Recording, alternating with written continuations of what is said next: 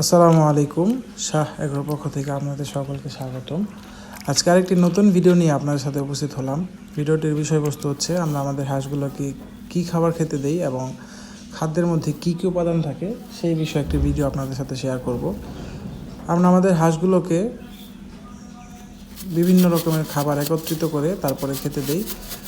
যেমন আমরা প্রথমে নিয়েছি ভাতের জাউয়ের সাথে আমরা দিয়ে দিয়েছি পরিমাণ মতো কুড়া, তারপরে আমরা পরিমাণ মতো ধান দিয়েছি এবং ধানের সাথে আমরা ভুট্টা ভাঙা মিক্স করব।